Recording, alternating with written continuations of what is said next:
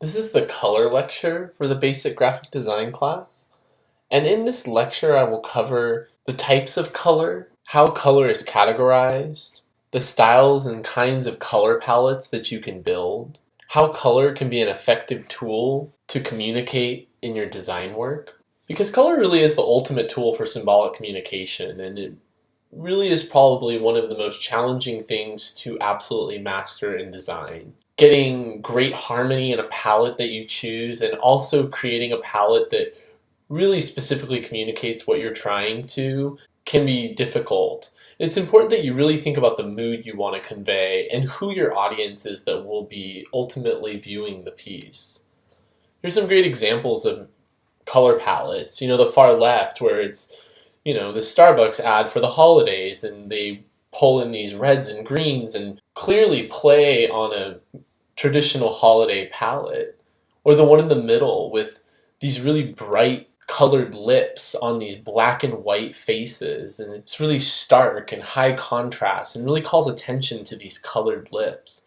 Or this very playful color palette on the right with these bright colors that are mixed together in this really fun hand-drawn typography. And then it's on this gray background that really makes all those colors pop off. So there's a lot of thought here in how you're going to build color palettes and what they're going to communicate and how they're really going to operate.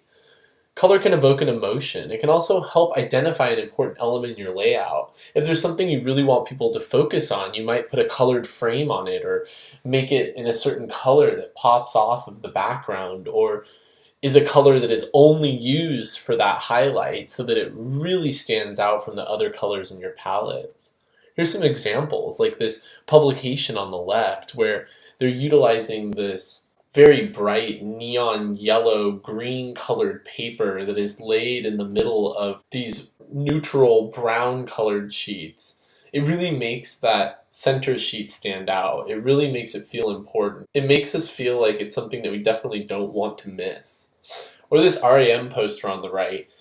The decision to have REM, the main headliner band name, in red was a really smart decision. It makes sure that we don't miss it. It's definitely the focal point and the aspect of the poster that I look at first.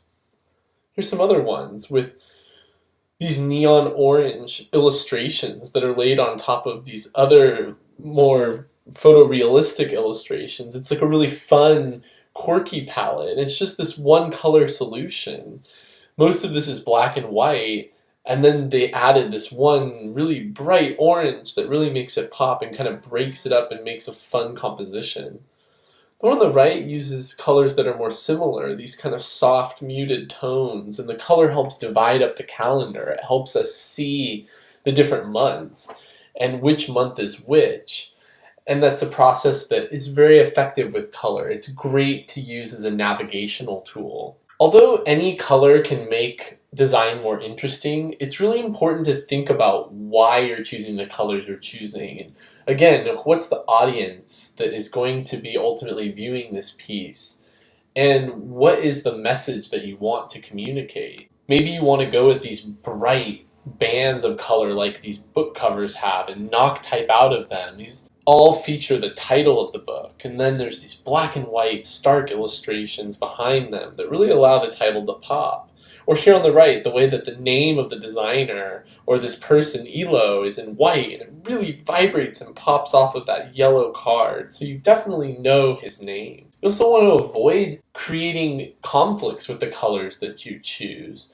Yum Brands was recently petitioned by the Dallas Vietnamese community because of the color of the red star in their logo. They opened a Vietnamese-inspired sandwich shop and used a red logo, which to that community is associated with communism, and it's not something that they want to continue to have being associated with their culture. So they're asking them to remove this. Had the star been another color, it probably would not have been as big of an issue. Perhaps the most fun thing in design is choosing color palettes.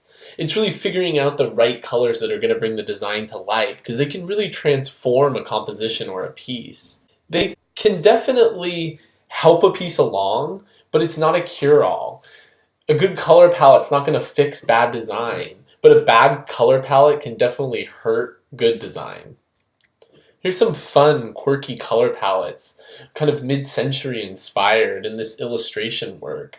Even if you just isolated some of the colors out of these, they would even make great palettes on their own.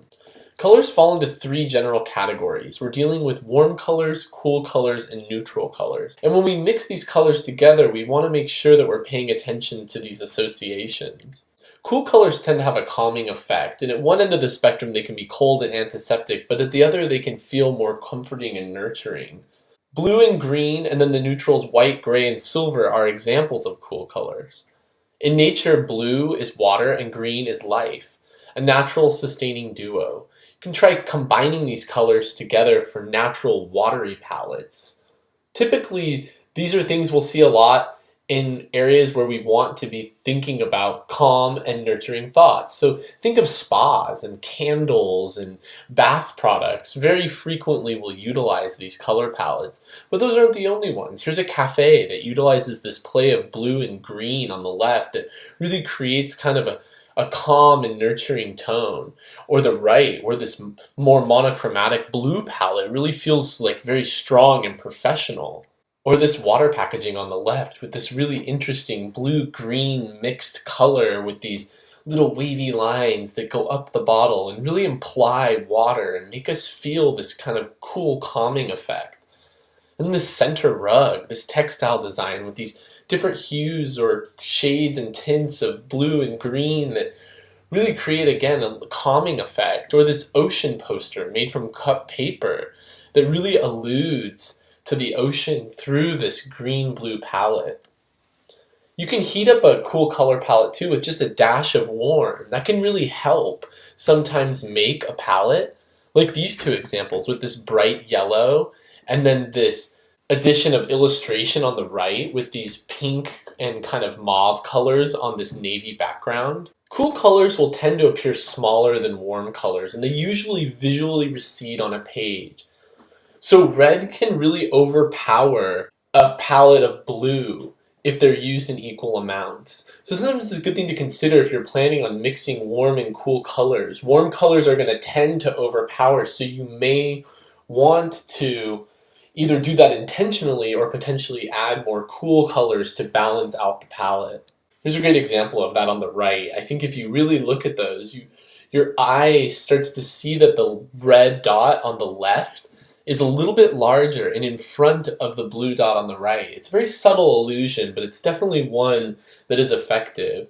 And then you'll see on the left here, these dominantly blue-green cool color palettes with these really nice pops of red that really are effective. And when you use red sparingly, it can become a really great directional color. It can really help you focus the viewer on what you want them to see. Warm colors rev us up, they get us going, they're really exciting. Things like red, yellow, orange, they often create excitement, but they can also be associated with anger. They're also associated with love. The neutrals of black and brown also carry warm attributes, and then there are warm versions of gray as well. In nature, warm colors represent change, as the changing of the seasons or the eruption of a volcano.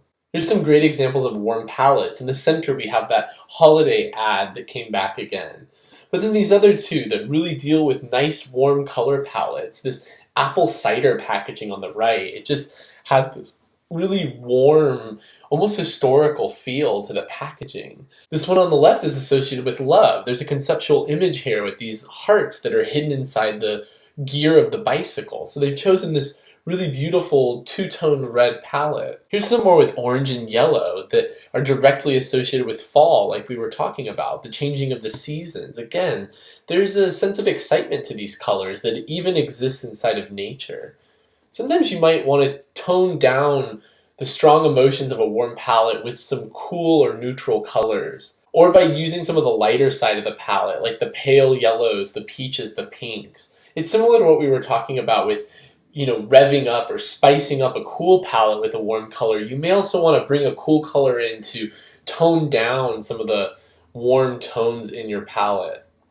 So here's an example on the left we saw before of using more of the lighter side of the warm tones, more of the pinks, the peaches, the light yellows, because those are going to be a little less strong. Or the two on the right, where we really are mixing cool and warm colors together to create a more balanced color palette. So again, none of this is right or wrong, but you just want to be able to understand these associations and be able to leverage them in appropriate ways for your compositions and designs. Warm colors usually appear larger. So like we talked about with the blue and the red dot is typically going to feel larger. It's going to come forward into space. And it's just something you want to be aware of as you're working in design. And it can be really effective, like in this packaging in the center, the way that they're popping that red off of that light blue background. It's really making the type read. It's very effective use of color. There's also mixed, cool, warm colors. So colors that have attributes from both sides of the palette. They're hard to particularly put in one side, and they're usually derived from a mix of cool and warm colors, such as blue and red or blue and yellow. So these are usually green and purple type colors, and they can lean more on the warm side, but they can also lean towards the cool side. So it's just important to remember that those are colors that, depending on their makeup and how exactly they're built and constructed out of the different colors that make up that color, they may or may not fall on the warm or the cool side of the palette. So when we're talking about mixed colors that associate with both sides of cool and warm, we're talking about purples, lavenders, some greens, turquoises, teals. Those are the colors that are going to fluctuate from each side. Sometimes they'll even apply to neutrals as well, like we talked about gray. Gray can feel more cool or can feel more warm depending on how exactly the color was constructed. Here's a great example of some turquoises that are bleeding into this warm color. And so in that middle area, it's really hard to establish, what is really warm and what is cool at that point. The neutral colors are black, white, silver, gray, and brown, and they make great backgrounds. They're good secondary colors, and they're great at unifying diverse palettes, but also they can stand alone in design and exude a sense of strength and confidence. Here's some examples of that. These purely neutral palettes, and these projects again have this sense of confidence because of their lack of color. Sometimes removing color also allows the viewer to really focus on the design work that they're looking at, the logo, the typography, the structure, rather than being really engaged by the color palette, because color is such an engaging feature of design. So neutral colors really help put the focus on other colors. And some of them are considered warm, like blacks, browns, tans, golds, and beiges, while white, ivory, silver, and gray are somewhat cool colors. But again, we've talked a couple times now about how gray can be considered on both sides, and a lot of these neutrals can. It really just depends on how exactly the color is constructed. And what that means is the gray, when it's made out of the pigments or the colors that are making that color, are they using more warm tones or cool tones? We can use purple as an example. It's a mixture of red and blue, but depending on if there is more blue or red pigment, it is going to change whether that purple color is more of a cool purple or a warm purple. And that can also apply to green and most of the neutral colors that are made up of these different combinations of other colors. These things are more flexible than that of reds and blues. They really are going to move in and out of being warm and cool. So you can also manipulate them as a designer and create cooler grays or cooler beiges or warmer browns if that's what you're really after. Here's some examples of pops of color. So on the left, beautiful photo of peonies, this pink photograph that pops off the white left-hand side, and then on top of it they did a metallic ink on top in gold with this polka dot confetti kind of pattern that just really pops. The color is just beautiful and it really makes the piece. Or this one on the right, this packaging where they decided to use the cardboard exterior and leave it exposed, and then the type is actually run with a very light white ink, and then there's these amazing hot pink stickers and labels that apply on top that really pop and make it very unique and identifiable. So here's just a recap of the cool colors, the warm colors, the mixed cool, and the neutrals, just so you have an idea of really what we're talking about and you can remember which colors fall in each category. It might be good to reference as you're working on the different parts of the assignment. In addition to understanding how colors are grouped together and some of their connotations and meaning, it's also important to understand the specific vocabulary we use when we talk and discuss and describe color. So to start, there's value, and value is really the darkness or lightness of something. And when we're discussing color, it's really how light or dark that color is. So you'll see in this image at the bottom that on the left, there's a darker blue at the bottom and then a lighter blue at the top. And then if you look at the far right, you'll notice that darker gray and that lighter gray. So when there's less value to something, it is lighter on the page. And it's just a good thing to think about because it's also something that relates really to density, because value relies on contrast to be seen. So if a light background is used in a composition, darker type or darker items on that composition are going to have higher contrast and therefore be easier to see. But if you're working on a darker background, you may need to work with lighter colors to make sure that there's enough contrast for those colors to be noticeable. So in a lot of ways, value is what allows us to see the delineation between elements on the compositions. But again, it's also about density. And if you have a lot of text on a page, it'll create almost a gray effect. Sometimes we actually refer to this as color on the page, although we're not actually talking about colors on the page. We're talking about how dense the typography and the iconography and the objects on the page are and how much color are they creating. If you squint your eyes together and look at a page of text, you'll see how it almost creates this grayness. And when you work on the texture assignment, you'll become more familiar with this idea of density through typography. Here's a great example. This is a map of London that was created purely with typography. And the typography that is shown is actually identifying neighborhoods, streets, parks, museums, palaces of London. And what's interesting to me mostly is that if you squint your eyes, and if you've never been to London or you never even have looked at it on a map, you might notice that there's this white space that is running through about halfway down the image. On the right-hand side, it starts a little bit lower than half. And that's actually the Thames River. So there's a limited number of streets and intersections that are happening in that space. So it creates this amount of white that really allows us to see the definition of the shoreline. If you start looking into some of the neighborhoods as well, you'll find parks and museums and palaces because there are these large spaces of white where there's no intersecting streets, much like the river. And then there's these dense areas where there's many, many streets, and you can tell there are these congested areas with lots of roads. So it's interesting to look at density in this way and how it might represent a city. Value is also an important tool for expressing mood. When we talked about neutral colors, we discussed the confidence of having neutral-only palettes. Well, really the extreme of that would be using just a black and white palette. And it really can be this stark, contrasting palette that's really effective and exudes a great amount of confidence and strength. It also can be frequently associated with minimalism, this minimalist approach of limited number of graphics and typefaces to communicate what you're doing, which is another decision of confidence. If you feel that all of these decisions are right, you don't need to add any of this decoration around it. So I showed the Beatles' White Album. That's a good example of that. One, because it's all white, it's very stark, high contrast, very minimalist, but also because it was very unusual compared to the other record design of this age. And that's really what made it stand out. This stark decision, this very simple solution is what really made the design very effective. And then on the right as well, Jay-Z with the Black Album, paying homage to the Beatles, but here he's added an image, but still chosen to keep it really low contrast, very minimalist to still exude that similar strength.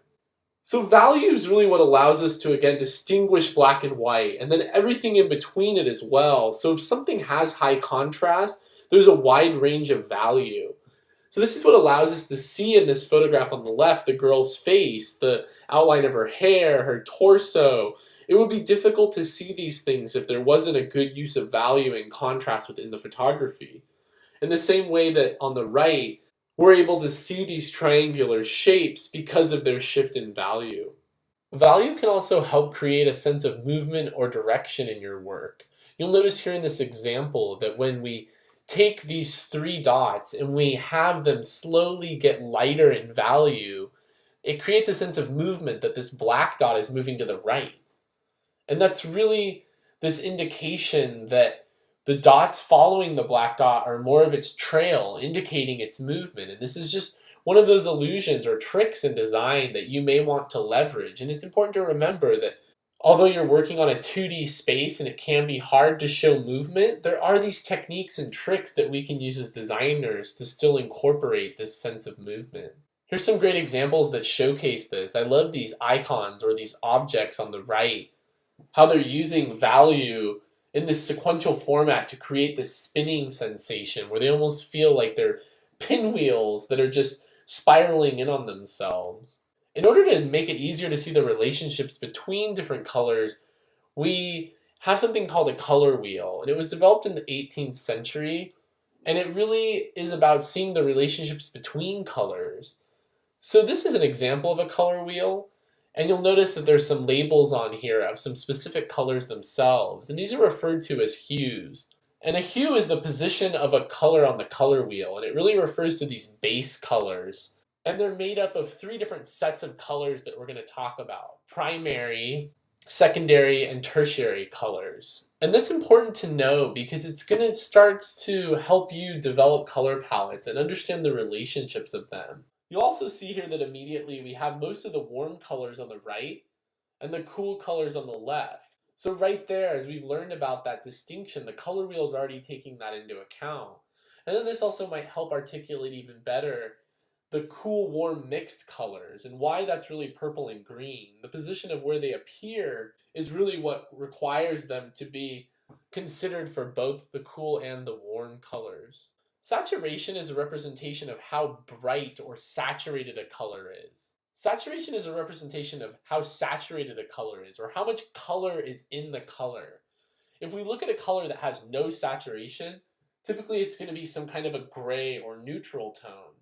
So we'll look at this diagram again, and you'll notice that if you look at the bottom, on the far left we have those solid, brighter blue colors that are fully saturated. And then as we move to the right, the color is slowly removed from them, and they become duller and duller tones until they actually have no color at all and are gray. Reducing saturation can be a great trick to create more subtle color palette. They can also help neutralize or simplify a color palette.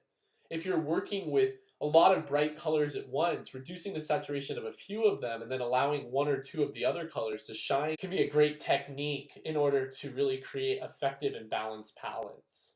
Brightness is how bright a color is, and it's usually shown between 0 and 100%. So at 0% it would be black or some neutral tone. It would have no brightness at all. And then at 100% it would be the full expression of the brightness of that color. So it's similar to saturation, but not exactly, so it's important to consider. There's also the concept of tinting and shading. Tinting is when we take a hue and we add white to it, or water if we're using some kind of pigment that we need to dilute. But you'll see how this red slowly evolves into pink as white is added to the color. And then at the bottom with shade, where they're taking the same red and they're slowly adding black to it to create a darker color until it almost becomes this maroon-like tone. And this is important to know because as we build color palettes, you may want to play with tinting and shading in the same way that I talked about using saturation. Tinting and shading can really help unify and harmonize a palette if it's really having a hard time being effective on its own. So as I talked about, the color wheel shows three distinct sets of colors. So the first set is primary, and that's red, yellow, and blue. And with these three colors and black and white, all other colors can be made. The other thing that's important to remember about primary colors is that they cannot be made by mixing any of the other colors on the wheel. So they're unique in that way. They are the original base pigments, and you cannot make them up from any combination of the other color. Secondary colors are created by the mixture of two primary colors in approximately equal proportions. These are colors like orange, violet, and green. So they're made from mixing yellow and blue or blue and red, and that's what's going to ultimately make these secondary colors. Then we have tertiary colors, and those are created by mixing a primary and its adjacent secondary color. And they're named in a very systematic way by combining the names of the two parent colors so they're easier to remember. So things like orange and red or yellow and green. So that's how we identify and name these tertiary colors. Here's an image of the different color sets laid out on the color wheel. So you can see the primary on the left, secondary in the middle, and then those tertiary colors on the far right. The color wheel also allows us to see at a glance which colors are complementary, which ones are next to each other on the color wheel, which ones are across. And as we start looking at these relationships, it can really help inform us on how we create effective color palettes. So here we're going to look a little bit about these relationships and how we can leverage these different types of palettes for your design work. So the first kind of color palette we're going to discuss is a monochromatic color palette. And that's really based on the variation of value from one hue. So these are color palettes where it's all blue or all red or all orange. And they're really just relying on different tints and shades of that color to create the palette.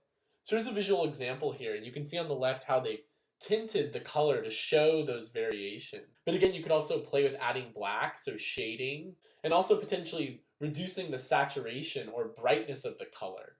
But it's really about sticking within one area of that color wheel and using it extensively. These are going to create extremely harmonious palettes, maybe even too much so. They're going to be low contrast for the most part.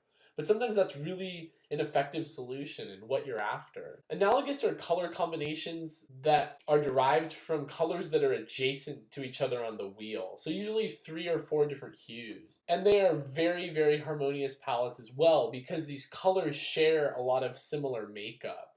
So these are things like using yellow, and orange. Those colors have a tight relationship with each other because they're constructed out of very similar colors. So typically they're going to be low contrast, low vibration. They're going to have a harmonious calmness to them, although that's not always true. But for the most part, that is going to be the effect of using these analogous color schemes.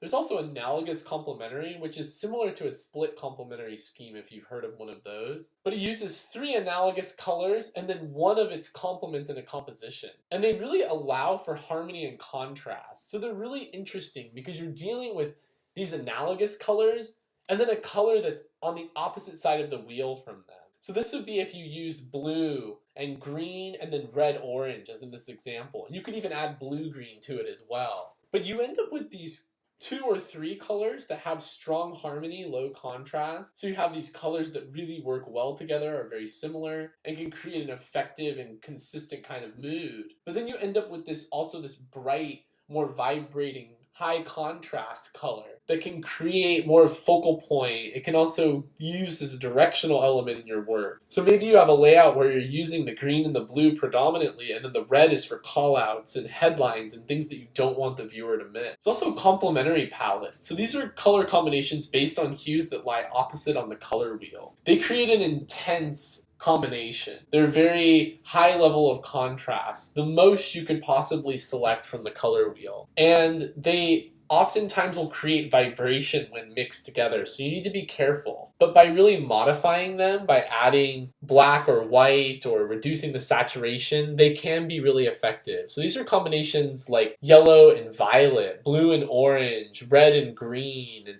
they're really strong color palettes, but they just need to be used effectively. They're going to grab the viewer's attention because of the high contrast in the color, and you may consider working with them in a proportion where one dominates the other to reduce the amount of contrast and vibration throughout the overall composition. There's also tetrad, which is also known as double complementary palettes, and those are made up of 2 pairs of complements. So these are really awesome because you end up with 4 colors and there's 2 of them that are very close in contrast and they're very close to each other on the color wheel, and then you end up with these other 2 that are in high contrast to the pair we just discussed, but they also have strong unity between them. So it's really effective because you end up with a lot of contrast but then a lot of unity at the same time. They also create a rectangle, as you'll see on the color wheel when you lay them out. So this can be handy, although you still may want to play with reducing the saturation or tinting or shading some of these colors to allow some of them to become more dominant. Triadic color palettes are 3 colors that are equidistant on the color wheel. These create really bold color scheme. They're almost like the complementary palettes that we talked about. They can create a high amount of vibration, an extreme amount of contrast, And so you want to be careful how you select them. They can also have a strong vibration, which can be distracting and cause tension for the viewer. But they're also really effective because they're not quite as high contrast as the complementary palette, but they still are going to create a lot of interest. So if you need a lot of activity and you want to create a really dynamic color palette that's going to work well for your piece, this might be a great direction to go. Now we'll talk a little bit about how do you maybe try out some of these color palettes in your work. How would you work with color and leverage some of these concepts for your own pieces? And I think the first thing is remember is that for the most part, you're going to want to work with harmonious color palettes. They're going to work most effectively. They're going to be most pleasing to the viewer. But you also want to avoid having palettes that lack contrast. Unless that's really what you're after, we want to make sure that the palettes don't feel washed out, that they're not bland and boring. Because remember that color can really add a lot to a piece. It can't save a piece that is bad, but we want to make sure that the color is effective in standing up to your piece and really representing it in the best way. So here's some examples of working with harmonious palettes. You'll notice there's like a calming sensation from a lot of them. They lack contrast, so they have a lot of cohesion between the different colors. The one on the left is probably the most active, but it still has this beautiful green-blue palette that's really calming and interesting. And even this yellow in the middle, because it's being used in such an analogous way, it's really effective. And it's really exuding a sense of calm rather than tension or excitement, which yellow typically would. So like we said, analogous colors are colors that are next to each other or separated by another on the color wheel. And they work really well together, but if you're going to work with colors that are split, so if they're not directly next to each other but have a color in between them, they can create a little bit more contrast. So here we'll see these examples of these kinds of palettes and how they can create a lot of vibration and interest. One thing that I think is really important to point out here is on the far right, this orange-purple palette. This is a great example of the decision to shade the purple and make it a much, much darker color. It almost becomes a neutral and allows the orange to take more center stage, to be the star of the show, which is really effective because it reduces the vibration between the colors and it really allows them to work more effectively together. Complementary colors are directly opposite each other on the color wheel. They often do not work well together, but sometimes colors that clash can be a good combination if used carefully. They provide the highest amount of contrast and the greatest amount of visibility. And sometimes, as I've mentioned, when printed next to each other, they can create this visual vibration that can be really frustrating. So here's some examples of complementary palettes used in work. And you can see that they do create high vibration, especially that one in the middle. That orange and blue combo is really bright. High vibration, lots of tension. But then on the left, where they're shading some of the colors and darkening them, they work a little bit better together. It's important to remember that complementary palettes are really powerful. They're very useful for designers because they attract attention more than almost any other palette. But we don't want to frustrate the viewer. We don't want to create so much tension and chaos that they're turned off by our work. So reducing saturation, tinting, shading can help create more unity between these colors that can help them work more effectively. You can also try using a bright color. A lot of times we'll see these one color solutions where we're dealing with a lot of neutrals and then just one bright color that really attracts our attention and helps us know where you want us to look. They also can be really great cost-effective solutions for our clients because printing one color is far less expensive than printing a multitude of colors. You can also use bright colors together to create vibration on purpose, as this piece on the right is almost doing. It really helps create a sense of excitement. Maybe you want a wide, diverse palette that includes a lot of different colors to really play up how fun and exciting the company or the brand that you're working for is. You can also try repeating color from an image. This is actually something you'll be doing in the assignments for this module. And you're going to work on pulling palettes from photography, because that can be very useful if we're working in editorial design, creating a magazine spread or a poster. Maybe we want the type to reflect some of the color in the image, so we create a lot of unity and harmony between the type and image. The right is an example of a branding project by Sagmeister, and it's a series of logos for a music venue called Casa de Musica. And you'll notice that on the right, there's these interesting faceted shapes, and those are actually the different permutations of the logo. It's actually the building of this brand, and they rendered the building from all 6 sides And so it's again a dynamic identity, which we've seen once before in the Visual Principles Part 2.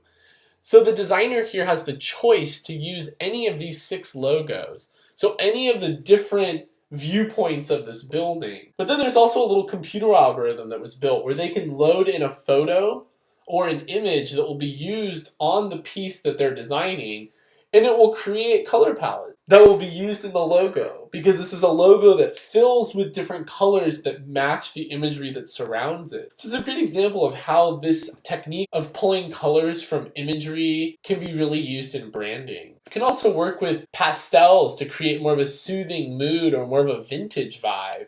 You could also play with neons or really bright colors, again, to create that sense of excitement and fun. So in addition to learning about colors' meaning and color palettes, we also need to talk a bit about the technical side of color. Because color is actually one of the more challenging things that we deal with in graphic design. And that is because most of our work is made on a screen, and quite a bit of our work is outputted in print. And both of those processes use a different kind of color theory. So as designers, we are always kind of trying to match these things up that are never really meant to match up. But it's important to understand these color theories and how they work.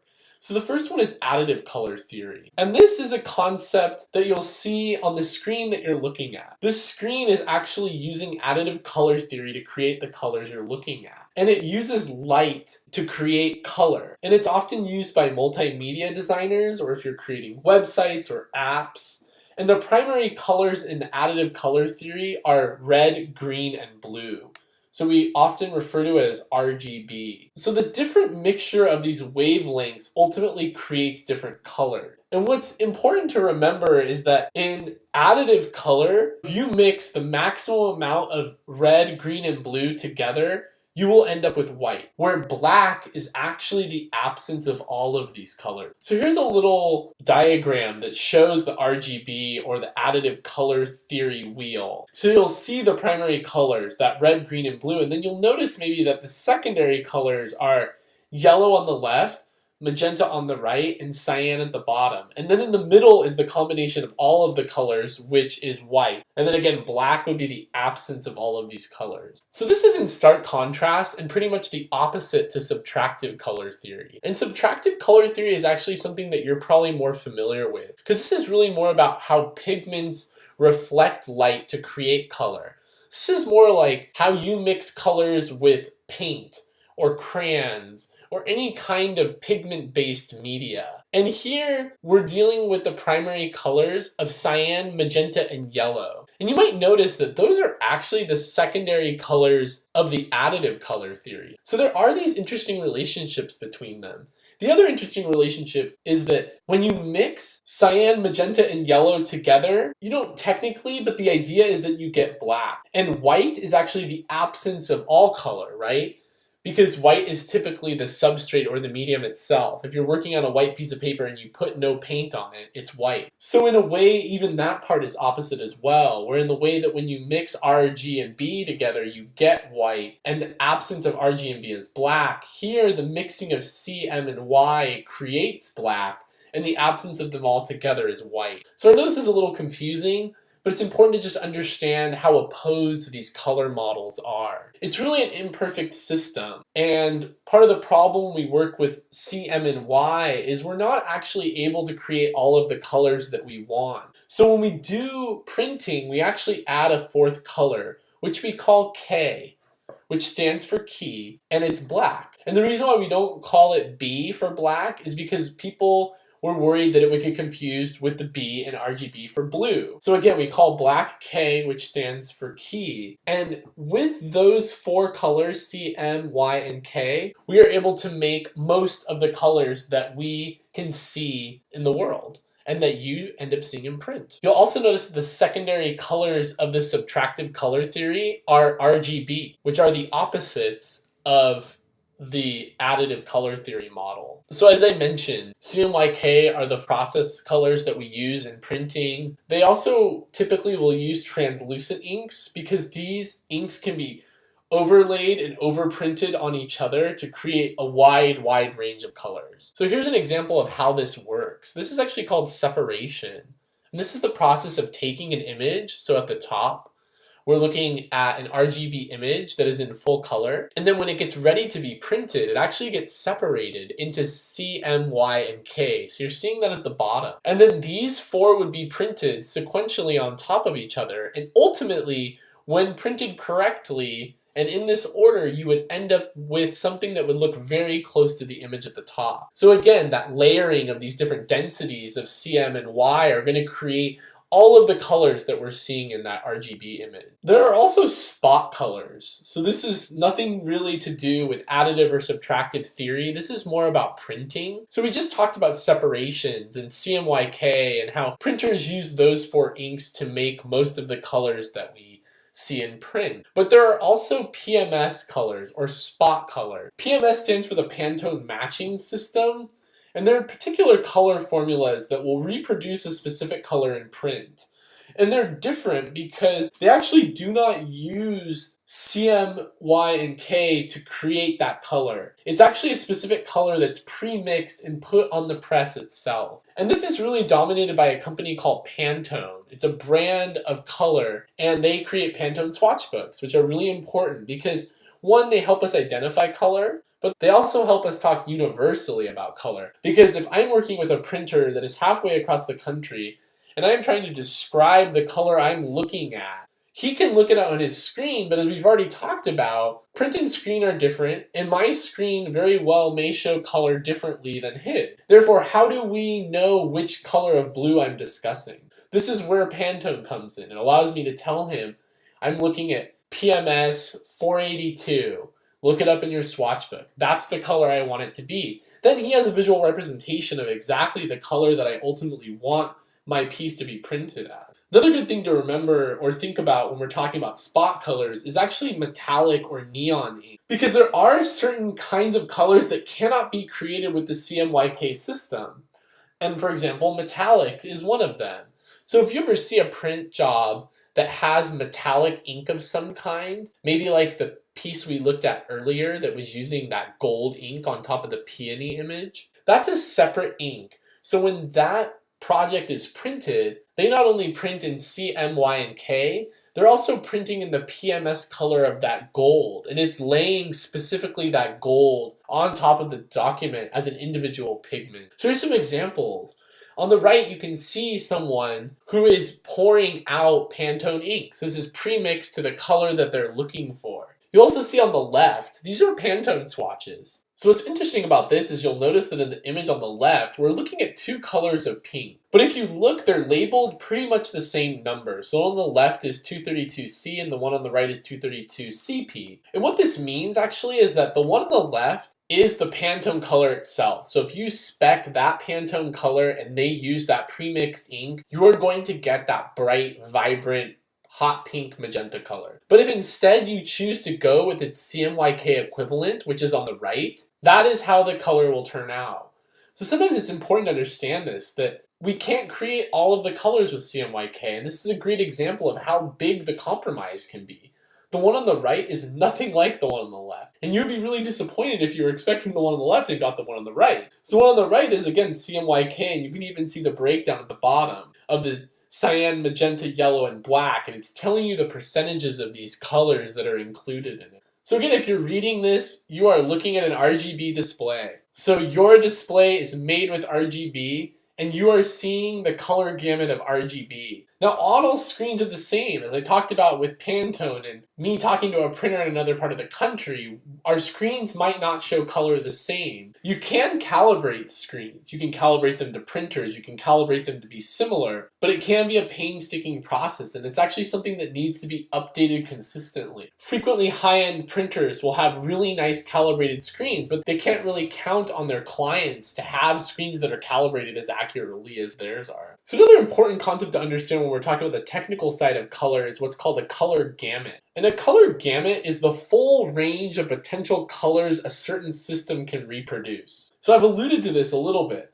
There's a CMYK color gamut, and there are a certain number of colors that can be created by combining those inks in different proportion. Same with RGB. It has a larger color gamut. It can create more colors than CMYK, but there are still limitations to it. And again, this is where Pantone comes in. the Pantone gamut is slightly larger than the CMYK gamut, so we're able to print colors that are outside of CMYK's ability. And it's important to understand this mainly because you want to be aware of the limitations of the processes that you're dealing with when you're creating your design work. So I apologize for the low resolution of this image, but it's a great one for explaining this, and I couldn't find a larger one. But this entire circle that we're looking at, you'll notice is labeled at the top right as the visible color gamut. So those are all the colors that we can see, the human eye. And then you'll notice below that is RGB color gamut, and that's referencing that kind of rounded yellow triangle. So you'll notice that's one of the largest gamuts we're looking at. RGB has the ability to create many, many more colors than the other two gamuts we're going to talk about. So that makes it really powerful. Then if we go one down from that, you'll see the Pantone gamut. So there is the red area with the line, the red line around it. That is the Pantone gamut. So those are all the colors that the Pantone Matching System can create. And then one step below that's CMYK. That's that little blue area. That is all of the colors that we can create through traditional printing methods. So it's pretty incredible if you realize that we really cannot print very many colors that we can see. We have a really hard time particularly creating the colors that are extremely bright and saturated.